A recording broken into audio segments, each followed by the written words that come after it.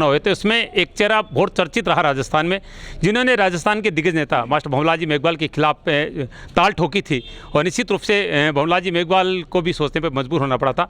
वही नेता संतोष मेघवाल, निवर्तमान प्रधान विदा सर मेरे साथ है, उनसे बातचीत करेंगे क्योंकि आप चर्चा में रहती हैं कभी भंवरलाल जी मेघवाल के खिलाफ चुनाव लड़कर, तो अभी हाल ही में उन्होंने कांग्रेस को छोड़कर भाजपा में शामिल होकर भी राजनीतिक गलियारे में चर्चा पैदा कर दी है।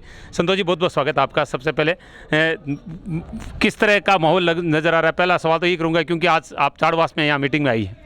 सबसे पहले तो मैं आप सभी को दीपावली की हार्दिक शुभकामनाएं देती हूँ। सभी क्षेत्रवासियों को शुभकामनाएं देती हूँ कि आपके क्षेत्र में आपका विकास हो और उसी के लिए मैं प्रयास कर रही हूँ। जैसा आप जानते हैं कि आज हमारे सम्माननीय मंत्री महोदय राजेंद्र जी राठौर साहब अपनी पूरी टीम के साथ में चाड़वास की धरा पर पधारे हैं और आपने देखा कि यहाँ पे कार्यकर्ताओं की भारी संख्या में भीड़ है और ये भीड़ इसी बात का संकेत है कि जो वर्तमान सरकार है, ये सरकार जनता को बहुत परेशान कर रही है, चाहे वो बिजली हो, सड़क हो, पानी हो। मैं खुद गांव हर गांव में जाती हूँ और एक एक घर में जाकर महिलाओं से संपर्क करती हूँ, उनसे पूछती हूँ, तो उनकी यही समस्या रहती है कि आज 50 साल हो गए हमको वोट देते हुए, लेकिन आज तक हमें ना तो पानी का सुख मिला, हमें सर पे पानी लाना पड़ता है, ना हमारे ढाणी में आने के लिए कोई रास्ता है। तो आप जहाँ पे ये सोचिए, महिलाएं जहाँ पे सुखी नहीं है वहाँ पे विकास कहाँ होगा? तो महिलाओं के लिए विशेष हमें प्रयास करने की ज़रूरत है। और इस बार भारतीय जनता पार्टी का जो माहौल है आप देख रहे हो, हर घर में, हर ढाणी में और क्षेत्र में एक ही नाम गूंज रहा है कि भारतीय जनता पार्टी का प्रधान बनेगा, भारतीय जनता पार्टी के अपने प्रमुख बनेंगे और निश्चित तौर से राजस्थान में बड़ा ही उलटफेर होगा। आपने पिछले 5 वर्षों की बात की तो उस दौरान तो आप भी उसी पार्टी की सदस्य के रूप में रही, तो आपके सामने क्या समस्याएं थी? मैं आपको बताना चाहूँगी, मैं कांग्रेस से प्रधान बनी थी और विकट परिस्थितियाँ मेरे सामने थी, क्योंकि जो विकास करने के लिए आगे आना चाहता है, कोई नहीं चाहेगा कि वो आगे बढ़े और क्षेत्र की जनता को वो उनका विकास हो, क्योंकि अगर विकास होगा तो फिर उनका वो मुद्दे पीछे रह जाएंगे। तो मेरा प्रयास ये रहेगा कि मुझे प्रधान बनाया, मैं कांग्रेस से थी, लेकिन मुझे सपोर्ट पूरी जनता ने दिया और जनता में सारी पार्टियाँ आती है और निश्चित तौर से मैं ये आपको विश्वास दिलाती हूँ कि मुझे भारतीय जनता पार्टी ने जो विश्वास के साथ में मुझे इस पार्टी में शामिल होने का मौका दिया है, मैं उनकी उम्मीदों पर खरा उतरने की पूरी कोशिश करूँगी। संतोष जी, इस निर्णय में इतना विलंब क्यों हुआ? क्योंकि विधानसभा चुनाव से ही लग रहा था कि आप कांग्रेस के खिलाफ कार्य कर रही है, लेकिन आप खुलकर नहीं गए, एशियन के सवाल को भी लगातार आपने टला, तो इतना विलंब क्यों हुआ भाजपा में शामिल होने के निर्णय पर? वो कहते हैं ना कि जो लंबा इंतजार करना पड़ता है उसका फल भी मीठा आता है और निश्चित तौर से ये जनता को इसका फल भी मिलेगा। समय लग जाता है लेकिन काम सटीक होना चाहिए और कई बार क्या होता है, विकास करने के लिए जो भी मुद्दे आगे लाने के लिए जो भी व्यक्ति सामने आता है तो उसके लिए कड़ी एक परीक्षा होती है, कड़ी मेहनत करनी पड़ती है और जनता की उम्मीदों और उनके कड़ी मेहनत के दम पे ही मैं इस पार्टी में आज राजेंद्र जी राठौर साहब ने मुझे ज्वाइन करवाया और सतीश जी पूने जी ने और हमारे सांसद महोदय जी ने, सभी की आशा और उम्मीद के उनके आशीर्वाद से मैं पार्टी में आई हूँ और उनका सहयोग से आशीर्वाद रहा तो निश्चित तौर से विदा सर और सुजानगढ़ में हमारे प्रधान बनेंगे और हमारे प्रमुख भी बनेंगे और उनके सहयोग से क्षेत्र में काफ़ी विकास होगा। कहते हैं राजनीति अलग होती है और व्यक्तिगत रिश्ते अलग होते हैं। आप मास्टर भंवरलाल जी मेघवाल को हमेशा गुरु मानती रही है और वो जिस तरह से गंभीर बीमारी से ग्रस्त हैं और हाल ही में उनकी पुत्री का निधन हो गया, तो किस तरह से दुख व्यक्त करेंगे? वो कहते हैं ना कि दुख अंदर से व्यक्त होता है, कुछ लोग शब्दों में कह देते हैं, कुछ कह देते हैं, लेकिन मैं ये मानती हूँ कि चाहे राजनीति में अपने किसी दौर में चले जाओ, लेकिन व्यक्तिगत संपर्क आप उनको कभी मत तोड़ो। रिश्ते अपने स्थान पे हैं और राजनीति अपने स्थान पे है। मुझे दुख है इस बात का कि जो किसी ने नहीं सोचा ऐसी क्षति हम सुजानगढ़ में देख रहे हैं। जो प्रमुख रही हैं हमारे बनारसी जी, अचानक उनका निधन होना क्षेत्र के लिए एक बड़ी चोट है और इसी दौर में उनके पिताजी जो हमारे सम्माननीय मास्टर जी वो बीमार हैं, तो ये एक क्षति है, लेकिन ये ऊपर वाला क्या कर सकता है? सब ऊपर वाले के हाथ में, जनता कुछ नहीं कर सकती। मैं मेरे अपनी तरफ से संवेदना व्यक्त करती हूँ और उम्मीद करती हूँ कि उनके शीघ्र स्वास्थ्य लाभ प्राप्त करके सुजानगढ़ में वापस लौटे।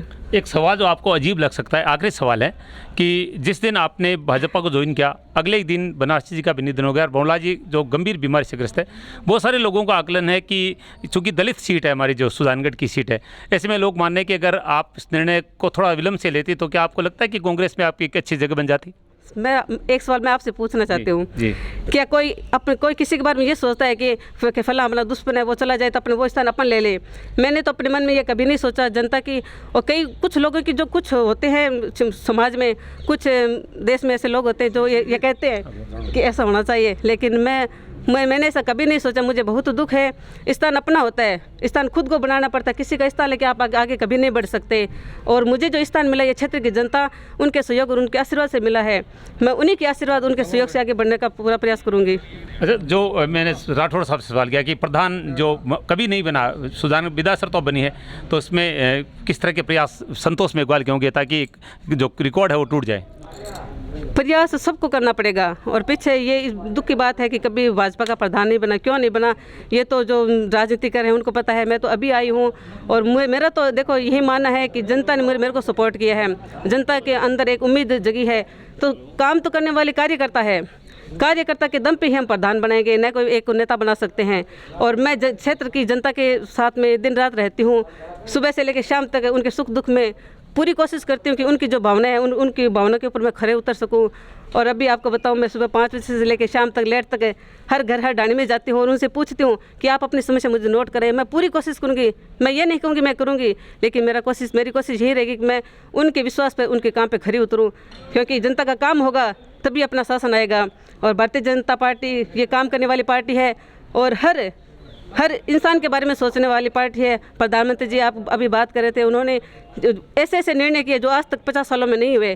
तो इसी बात का ये सबूत है कि जनता हमने भारतीय जनता पार्टी को मजबूत करने के लिए हम सबको एकजुट होकर, नहीं कि आपस में फूट डाले। फूल हमारे भारतीय जनता पार्टी में कोई फूट नहीं है।